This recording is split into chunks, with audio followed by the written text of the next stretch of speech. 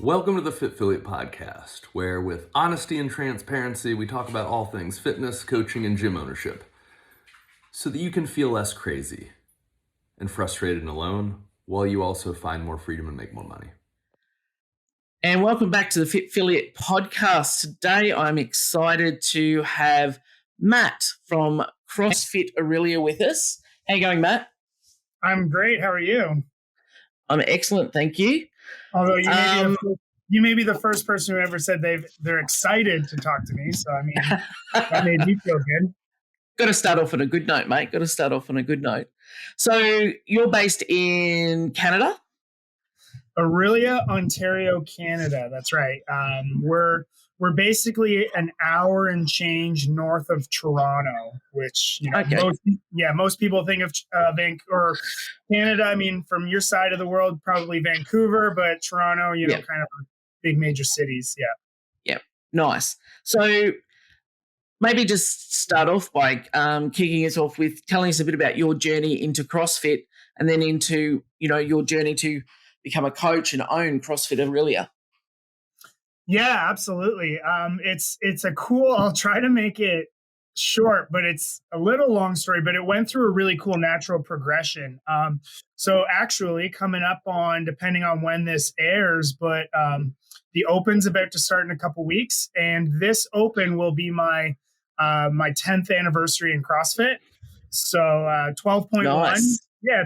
12.1, 7 minutes of burpees was my first workout. What a one to start with. Well, and everyone has that same reaction. They're like, oh man, you can't believe you came back. But in a way, it was what I was looking for, and my buddies and I were always talking about, like, man, we just want to work out. Like, we don't want to go and do bicep curls and that. We would see clips of hockey bros training. We're like, we just want to train. And then I was working in marketing at the time. I had probably the coolest job in the world. I used to test drive boats for a living. Wow. Yeah. It's so I always joke. I'm only good at two things: talking about boats or exercise. So anyway, a coworker, she's like, hey, I've been doing this thing called CrossFit. It's exercise, and it's working out and lifting weights, and it's Bring a Friend February. Do you want to come? And I'm like, yeah, absolutely. That's awesome. It was 7 minutes down the road from work.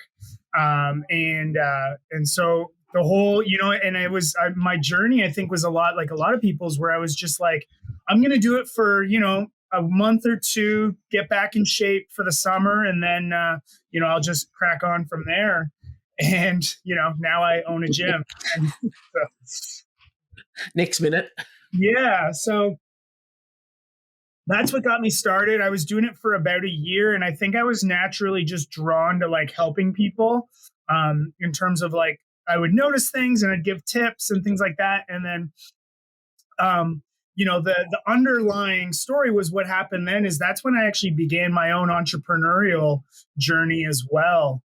So these two things happened very much in parallel. I was in video production marketing in the marine industry, and I built up enough contacts that I was like, I'm going to start my own video production company. And so I knew I needed a part-time job while I did that. As all affiliate owners will know, you don't just open the doors and they come flooding. Yeah. So I approached my gym owner at the time, and I was like, hey, I'm going to be doing this thing. Do you need a coach? And he was like, yeah, dude, absolutely. So it was December of 2013. I got my level 1 and started coaching. Awesome. That's fantastic. So then, do you want me to carry the story on longer? Yeah. Just how you got, then wound up owning CrossFit Orillia and where you are. Well, so that's where the journey takes a little side swipe is so I'm going on my way, and maybe there is some, again, continued parallels. I hope that a lot of affiliate owners find is that I wasn't even considering the owning an affiliate at this point, but it was 2016, and I was just kind of not making it in either one. I wasn't rich as a CrossFit coach, and I wasn't rich as as owning a video production company. And so I needed something, and I didn't know what it was. I was very lost at that point. And so one of my biggest clients was located, and well, they still are, they're located down in Indiana. They're the second or third largest boat producer in the world. And so I just approached them and I said, hey, I need something a little bit more secure. Would you guys want to hire me? And they're like, absolutely. And so that's always kind of been my motto, is that it's like, I'm just going to make my own opportunity. I'm not going to wait for one to knock. I'm just going to make my own. And so that happened. So I moved from Ontario. I wasn't in Orillia at this point. I was in Barrie, which is about half an hour just south of Orillia, where I am now. So I moved to Indiana, and I got down there, and I didn't coach. But of course, what do you do the moment you move to a new city? Find a gym. Where's the closest affiliate, right? And so kind of looked around, and then I got myself set up, and I was like, I didn't have enough time to coach. I was just kind of working out every day, and that was also what I wanted. And so I got down to I was in northern Indiana, and depending on where folks are listening to this, as I say, it was in the heart of America. And I mean that no insult to anyone, but in the Midwest, health is not a priority. And it's not from not from malice or neglect. I think it's just pure ignorance. And again, not to mean any disrespect to anyone, but I remember walking into the Walmart, and the cereal aisle is just lined, massive, bright colors, bags, all those things. Mountain Dew, pop, soda, chips, just this curse of convenience of foods. And I was just I was taken back. And so I also really missed coaching. And so I'm I had this epiphany. I'm I've got this, people need help. They need something, and I'm I've got this skill set. Right now it's just kind of sitting on a shelf. And when all is said and done, am I going to be looking back at how many boats I helped sell, or how many people I helped, just feel empowered? And so, and so at this point it was, I had been there for about a year, and I'm okay, I gotta, and it was a little too far from home too. So I was I'm going home, and I was just I'm going all in on CrossFit. So, yeah, nice. Yeah. And so I was kind of floating around at home. I went back to the other gym I was at, and so this is where, universe does universe things. So there was a local guy. So sorry, let's go back to the beginning. When I started, it was at an affiliate called CrossFit Barrie. The guy who owned it, his name was James Gordon. He owned CrossFit Barrie and CrossFit Orillia. So he opened CrossFit Orillia in 2007. I believe it was the 7th affiliate in Canada. Wow. And so, about a year into me being at CrossFit Barrie, James sold both of his affiliates. He sold CrossFit Barrie to a guy named Joe, and he sold CrossFit Orillia to a guy named Mike. I had never met Mike, but I had always heard his name, and that was the buzz because James owned both. It's yeah, Mike and Maria bought CrossFit Orillia, and I was and it was always cool. So let's jump back again. I feel like we're on an episode of Yellowstone or something, we're jumping all back around. Yeah. So anyway, CrossFit Orillia did a post that Mike had got his level 3, and so this was back in 2018. And, the level 3 had been on my goal list forever. Even when I was in Indiana, I was I still want to get it for some reason. So I shot him a note and I said, hey, I saw you pass the level 3. Congrats. Do you think I could buy you coffee? And we could chat about the exam, and you could just give me some pointers and things like that. Again, making opportunity for yourself. Yeah. Yeah. And so, Creating it. yeah. And so he was like, yeah, dude, absolutely. That'd be great. So we did that. We chatted. And then probably about 2 or 3 months went by. And I get a message from him. And he says, hey, do you want to have some coffee next week? And I was like, yeah, sure. So anyway, he basically said, he's like, hey, I love that you're proactive. I love that you're passionate about CrossFit. He's like, we need a new owner for our community. And we'd love for you to, would you be interested? Wow. And, yeah. And so here's where it gets funny is that I swear to God, like that day or the day before, I was driving in my car and I was like, there is no way I would ever own an affiliate. Be careful what you wish for. Yeah. Right. I'm like, I was doing something. I don't know what it was, but I was just like, there's not a chance I could do this. I just want to be a coach. It's the best job. And then like I met with him and it was like, I would own this affiliate. Yeah. And so, and because like CrossFit Orillia was a legacy, it was established and it's a legacy. And I was like so honored. And it was just something about that like full circle universe type stuff. So I was like, and then I had, if I had to guess, I probably had about $217 to my name. Wow. Yep. At this point. But I was like, again, I'm like, when there's a will, there's a way. I'm going to go all in on that. And it took about April, May, June, July, August, September. It took about 6 months for things to finally close. Yep. But awesome. That was September 2019 where the girl was mine. That's it. Wow. That's an awesome journey into that. And I can totally relate to that. I never thought I would own an affiliate, then it just lands on your lap and you're like, okay, right place, right time, right price. And it's like, oh, I'm actually doing this now. And and you just create from there. So that's awesome. Yeah. So you're now a level 3 coach as well. Yep, that's correct. Yep. Fantastic. So in this journey that you've had with CrossFit Orillia and clearly, protecting the legacy of what that affiliate has been, what's been the best thing for you as being an affiliate owner? Like that you could, if you can pick one thing that's been the best thing in this time. I think it's a great question, but man, I think every probably affiliate owner would struggle to answer that. Man, it's like, I think what it comes down to is there's so many bright spots, there's so many things, but when someone just pulls you aside, either by a text, an email, or just kind of like, hey, and they just like kind of share like how much they need you, or how much the affiliate means to them or the community means to them, and like how you really are helping people. It's like that just kind of like resets everything.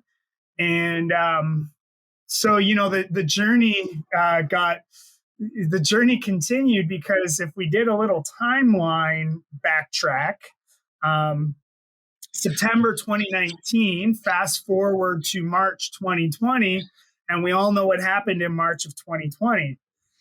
First ever lockdown, right? And so you navigate into unfamiliar territory, and we can dig into this as much as you'd like, but I guess where I'm going with this is Ontario especially has had I think it's the world's longest collective lockdowns. We've gone through 4.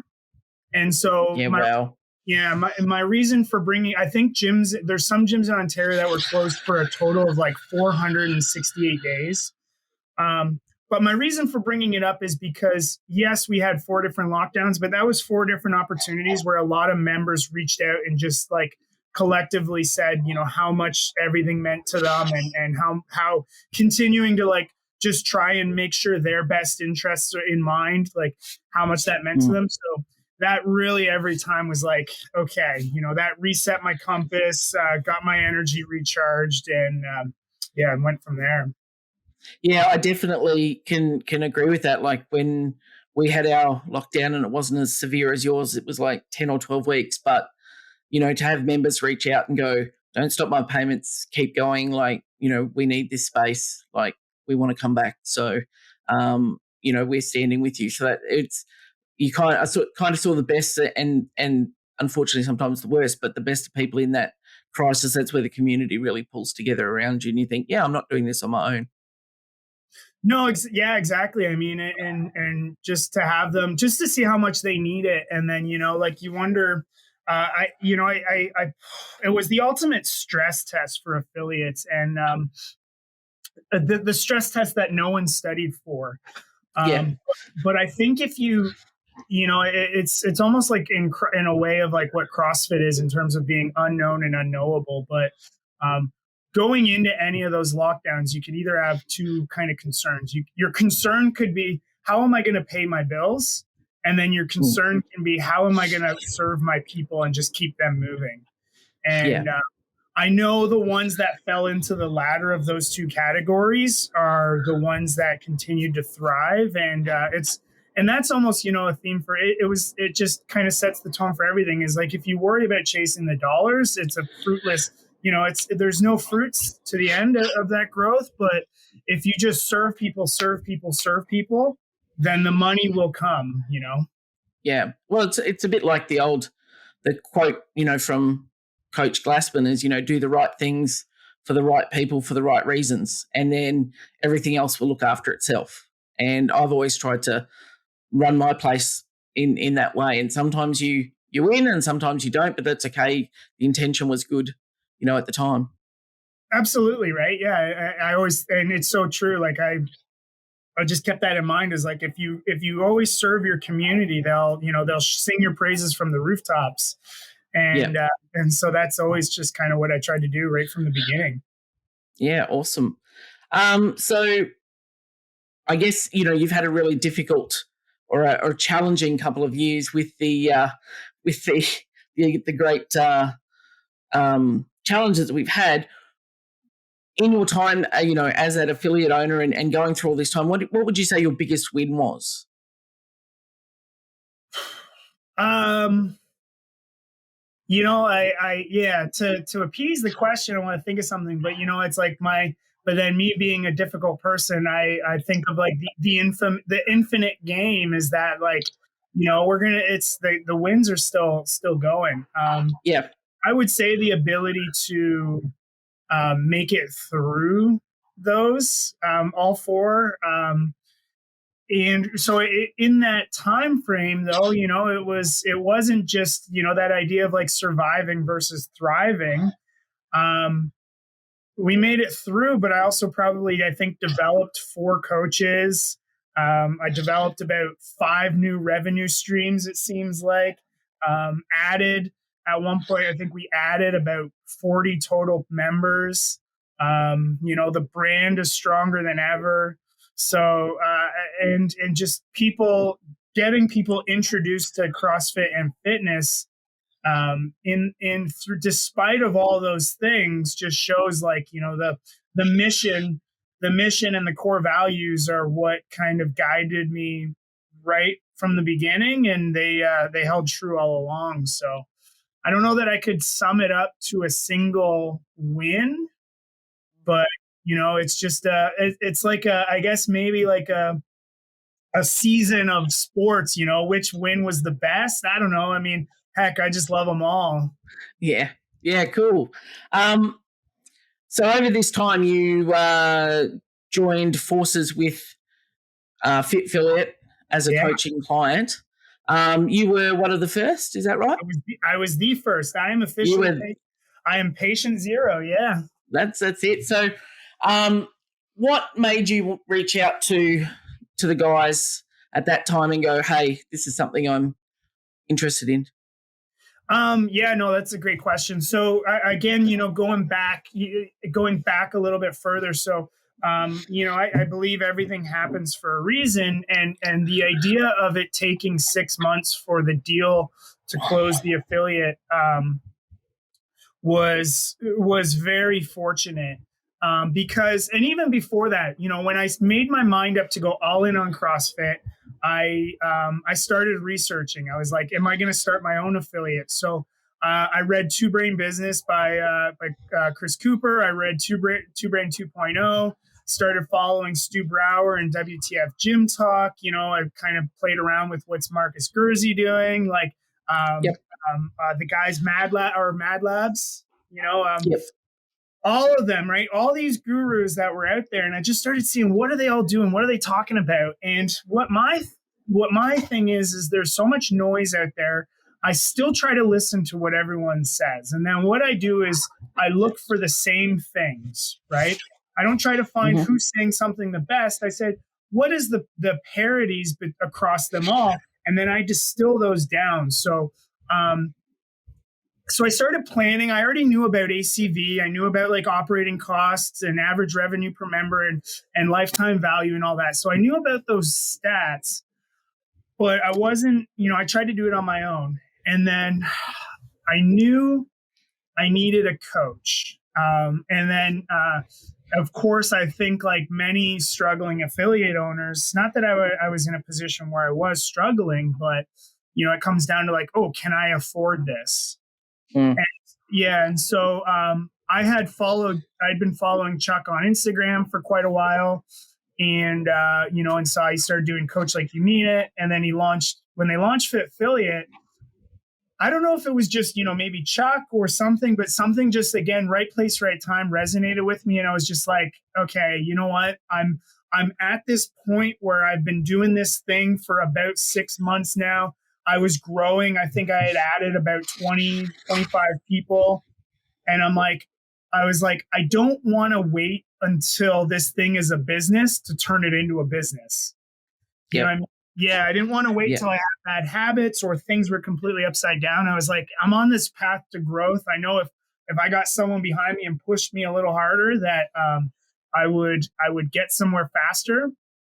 So I signed up with the call and chatted with Tony and loved, everything that they had to say. And then I think it'll be coming up on, again, I think next week would be my 2-year anniversary. So it was just end of February where we got things rolling. Yeah, nice. Fantastic. I remember reading a lot of the Instagram posts and like, oh God, I feel like that they're talking to me, and kind of reached out half once, never followed through to book the appointment. And then one day I was like, just decided to do it. And haven't looked back. I think I started in July of 2020. So a little bit behind you, but still one of the early adopters, I guess. So in that term with Fit Affiliate, we talk a lot about our 4 freedoms, of time, relationships, money, purpose. How do you think you've changed or within those 4 freedoms in the time that you've, from when you started to where you are like today? I definitely have more. I have more freedom of all of them. And so it's one of those, like, it's almost like trying to get a strict pull up before a kipping where you're like, man, I just want to do the sexy stuff. But, with the freedom of time, I think probably was the hardest one for a lot of affiliate owners to resonate with, because for some, and myself included, it just becomes that badge of honor of, the 14-hour days, the 60-hour weeks, all those things. And then what I really struggled with at the beginning was asking for help and weaponizing my team, which I think falls into the freedom of time, because, you can't create freedom of time without delegating things out, but then realizing, wow, when you weaponize your team, you create more time. And then once I started creating more time for myself, it gave me more opportunities to pursue that freedom of purpose, and really kind of guiding me through, especially all these lockdowns. I kind of they really helped push me towards digital being my like unique kind of strength. And that was, again, a way doing universe stuff. My background was in video production and whatnot. And, I could do video, I knew marketing, I knew web. So it was very natural to just switch to online stuff. And then from there, whether the freedom of relationships, because I actually met my serious girlfriend through owning an affiliate, and then we started as friends first, and then started our relationship. So whether we want to look at it at the literal sense, or the freedom of to create meaningful relationships, with you and I know each other from halfway across the world, and leaning on a bunch of other affiliate owners and actually kind of offering a lot of people advice through this time. And then, the freedom of money one is still last in line, but it's still on its way. And I would say it's more because I like to spend money. I'm constantly kind of reinvesting back in the business, I would say, just because I just keep pushing forward. I move really fast, and I sometimes to a fault, but always just trying to do more. But I know that once all those pieces falling together, they all will be there. But they've given me 2 years of working with the affiliate, and going through the framework, and really like knowing it has allowed me to evolve into a fit affiliate coach. So it's actually given me the freedom to pursue a new opportunity that provides a kind of a different income stream for me personally, but also to give back to the affiliate community as well. Yeah, that's awesome. So you've really just become now a coach of coaches, and coaching in a different way, but it's still coaching. It's exactly right. It's like once a coach, always a coach. And I think that's, a hard thing for affiliate owners to really kind of swallow, is they want to coach a class and just coach their classes and get in front of their community and things like that. But, impact is something that Fit Affiliate really helped me discover what it's kind of one of my whys, or, in terms of that, but giving me the purpose of impact. And I know that I was put here to have an impact on people. I've just always have, in my friend group, I kind of was the linchpin between a lot of different friend groups and whatnot. But when you try to carry the community by yourself, man, it just takes one stumble and it all falls down. Right. But when you empower your team to carry the community, man, it moves so much further and so much faster. And in order to successfully do that, you have to coach that team continuously. You have to provide cues, ask questions, give them insight.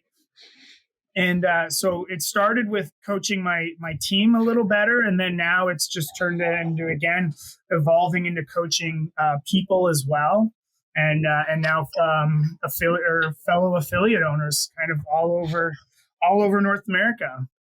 Yeah, nice. That's it. That's, it's an amazing journey that you can now pay forward the lessons that you've had from, the coaching that you've got, and you can be that person and because you understand you've walked the path. And that's what I try to bring to, on our calls, is like that authenticity and just knowing that, like, hey, kind of that balance between like not enabling in the sense of like, I go through it too, but just helping them realize like, there's a certain element of, no, like I know I can speak from this because I've been there, or I'm still there, and we're still working on these things together. Just like, any effective coach you don't have to win the CrossFit Games to be an effective coach. There's an authenticity in like, hey, I'm struggling with this movement, or this is something that helped me. This is where I saw my success, and just being, again, truly authentic about these things. Yeah, awesome. So, what's one thing you're doing now that you wish you had, done sooner, as an owner or as a coach? Ask for help. Get people to invest in different ways, but asking for help. I was, the story that was never told within the story I told to kick off the podcast was that, I wasn't the most pleasant of person when I was going through that coaching journey. I way back when I first started, there was some ego and arrogance attached to it. And during my journey to get back to here, meaning home, and then buying my affiliate, I went through a lot of personal development of just putting others before me. But there was still this kind of, I probably, if I'm being truthful, like just there's still a little bit of ego attached to like, no, I need to do it because I'm the best at doing it and things like that. I'm the best. Yeah, right. I'm the best coach, so I should do the most coaching. I'm the best at sales, so I should do the most sales. I'm the best at all these things, therefore I should do them. And that's something that I really struggled with, and the guys really had to like kick me constantly about doing. And it's something now in even this past 3 months, I would say, that I've really started pushing in terms of like enabling my team to just do as much as they can, and asking for help as much as they can. It's like now all of a sudden you start to realize, man, some of these people can do it way better than me. It started with sales. I hired an admin person, and I was like, well, she's not as good at sales as I am. She's younger, doesn't have the life experience, but it didn't matter that she wasn't as good at sales as I am because she sold people. Yep. Right. Like, yeah. It was like she was making sales. So I'm like, all of a sudden I'm like, okay, no, she's great. Yeah, she's great at that. Right. And then all of a sudden that created more freedom to do more. And then there was one moment where like I was going into a PT session, a higher level. We had class running because I'm lucky I have 2 gym spaces in my space. So we had class running. I was popping in for a PT session, and then there was like a mix up in scheduling, and someone came in. They're like, yeah, I'm here for an intro. And we're like, oh man. And Melissa's like, okay, cool. Yeah, let's go chat. And so I think she sold them on like a $500 package, So it's classes running. I'm doing PT stuff because I love digging into like human body and movement stuff. It's something that just kind of fills my bucket. And Melissa was selling. I'm like, man, this is the ecosystem. This is the dream. Yeah. And I remember one day sitting in my office and hearing members laughing and having a great time in class, and there was a PT going on, and I'm like, and I'm just in the office like I'm no part of it. And it was great. You're like, everything's just happening. And so, and it's so true. And then like as an affiliate like evolves, you start to like, there's again, that affiliate owner feels like I'm the face, it was, I came in and I was just like, as the affiliate was going through some turmoil when I took over, and all I did was come in and I just did my job as good as I could do it. Right. I showed up and I cared. And I put on a performance every day. But then within the first 6 months to almost a year, it was Matt's gym. It was Matt's gym. It was Matt and the coaches. And I'm like, that's not the goal. Yeah. And I'm like, and all of a sudden it's like, then it's because we've got this team of incredible coaches. Some of them, I think 2 of them have been here since day one. Like they've been in this community, as my one coach Marcus says. He's like, I'm a lifer. He'll tell you stories from 2008 and 2009 of coaching here. And so anyway, I was like, it can't be that way. And then circling back to this past, our most recent lockdown, it started January 5th. January 5th. And do you know where I was on January 5th? Where? On a plane to Mexico. Now, I wasn't fleeing the country, but we had a vacation booked, and it wasn't a scramble. It wasn't like, oh my God, hey, we're going to go on away. Can you guys, it was just a very natural thing. But then like something happened while I was in Mexico, is that I got to do something for me for once. I got to spend time with my lovely and beautiful girlfriend. But then as well, the community got through a 4th lockdown by being a community. Yeah. That's Right? a powerful thing. It's so powerful. And I mean, don't think I didn't sit there with feelings of anxiety and whatnot. But man, it's like I was just like, this is the goal, to let the coaches thrive and let the community thrive. And now all of a sudden, it's not Matt and his gym; it's CrossFit Orillia. Yeah. We are an entity, and it led to this branding, this rebrand that we just launched towards the end a couple weeks ago. This is our old logo, but we've got a new wolf's head logo because we're a wolf pack.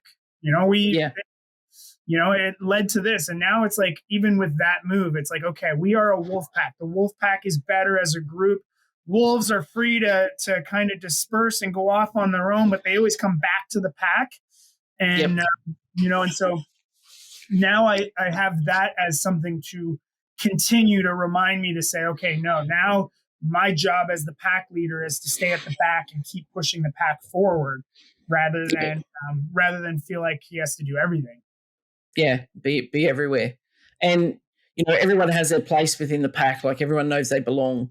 And it creates that real tribal feeling, and people know that they're safe there.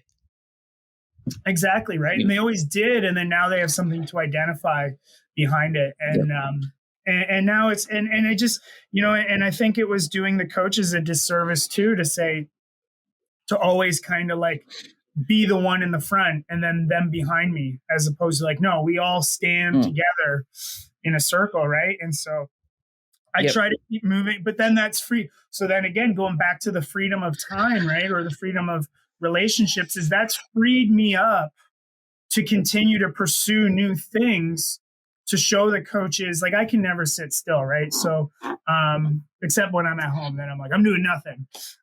But it's I think that's what affiliate owners struggle with, is like, by doing less, they think they just genuinely have to sit there on the couch and be like, okay, now what do I do? But it's the idea that you get that freedom to do whatever you want.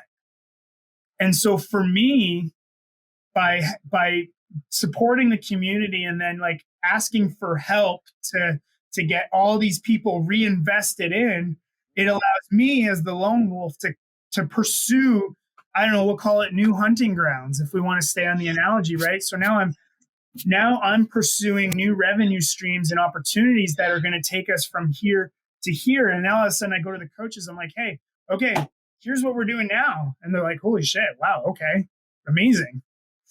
Yeah. And that's a cool thing to be able to do, and provide opportunities for other people to then, leap into things that they can truly be passionate about and didn't even know they might be good at or passionate about. And by you heading in those directions, you're creating that space for them, which is, what more could we ask for ourselves as affiliate owners, is creating opportunities. Exactly. And I think you have to lead from the front for a certain amount of time, but then I think you have to circle back to the behind and push, and you have to push forward. Right. And you have to get out of the way. Yep. That's the number one thing. And, and even something as simple as, like, I always did social media, and I was like, man, no one can do social media better than me, blah, blah, blah. And then this was not the last thing to hand off, but I was finally like, I approached one of my members who's very social savvy. I'm like, hey, do you want to be our social media coordinator? And like, she's like, she was over the moon excited, had a list of ideas, all these things. And I'm like, man, by me getting out of the way, handing something off, now this person is already way better at me than it. Yeah. And then you're like, oh, why didn't I do that sooner? 100%. There's a ton of things that, it's like, and Chuck and Tony would always ask me that, like, man, ask for help, get the coaches to do it, do this, do that. And I'm still, there's still a couple of things I work on where I'm like, no, like, loosen the chains a little.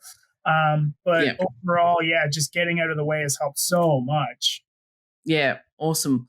So I guess in your interactions with other affiliate owners, both as a coach through Fit Affiliate, but just in general, and given the changes in the CrossFit landscape over the last, 2 years, 3 years, what do you think, the biggest struggle for affiliate owners are, something that they can really flip the switch on their thinking about to really take themselves forward rather than getting stuck in, a space? People need to spend money to start at your gym. I think that is the, it was that for me.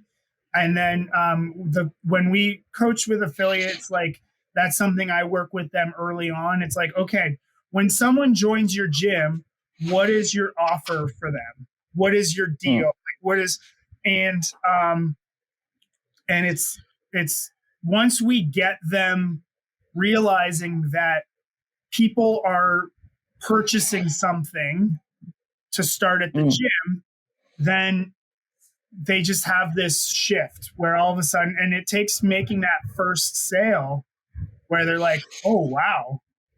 Okay. Because, it's like we talk about an onboarding process and it doesn't matter what you do, but then it's like, hey, well, what if you do this? And then it's like, well, what if I can't afford to pay a coach? I can't do this. I can't do that. I can't do this. And then with one transaction, all of a sudden, all those problems are solved. And things just get way more simple.